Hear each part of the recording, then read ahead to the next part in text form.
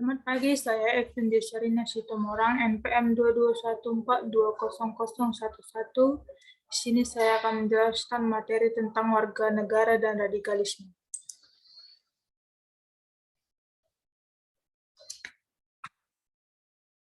Definisi warga negara. Warga negara banyak diartikan sebagai penduduk sebuah negara atau bangsa berdasarkan keturunan, tempat lahir, dan sebagainya yang mempunyai kewajiban dan hak penuh sebagai orang warga negara dari negara itu. Selain itu, warga negara diartikan sebagai orang-orang yang merupakan bagian dari suatu penduduk yang menjadi unsur negara.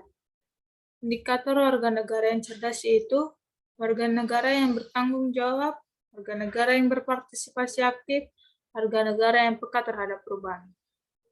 Definisi radikalisme. Radikalisme adalah paham atau aliran yang menginginkan perubahan atau pembaharuan sosial dalam politik dengan cara kekerasan atau drastis. Dan ketiga, radikalisme adalah sikap ekstrim dalam aliran politik. Penyebaran paham radikalisme.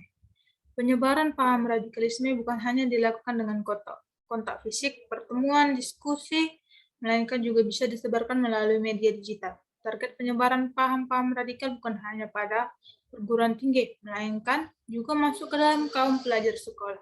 Menurut data BIN atau Badan Intelijen Negara, tahun 2019, anak muda dengan usia 17-25 tahun sangat rentan terpapar dengan paham radikal, kekerasan, dan terorisme. Karena dalam usia tersebut, anak muda masih dalam fase mencari jati dirinya, sehingga sangat mudah mempengaruhi paham-paham radikal.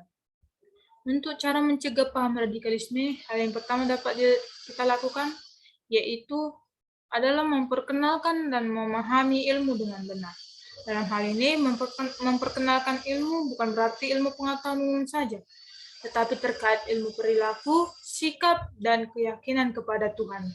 Kedua, ilmu harus diperkenalkan secara baik dan benar serta seimbang dalam menciptakan kerangka pikiran dalam diri. Kedua, meminimalisir kesenjangan sosial.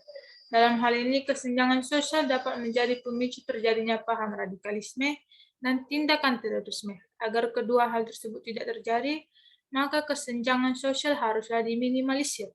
Caranya adalah para pemerintah merangkul secara adil para rakyat, para pemerintah melakukan aksi nyata kepada rakyat, para pemerintah pula mampu merangkul pihak media yang menjadi perantaranya dengan rakyat.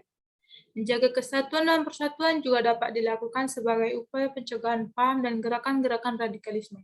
Salah satu yang bisa dilakukan yaitu dalam kasus Indonesia, memahami dan mempelajari secara benar nilai-nilai yang terkandung dalam Pancasila. Aksi perdamaian secara khusus dilakukan untuk mencegah masalah radikalisme dan tindakan terorisme. Sekian dari saya, terima kasih. Selamat pagi.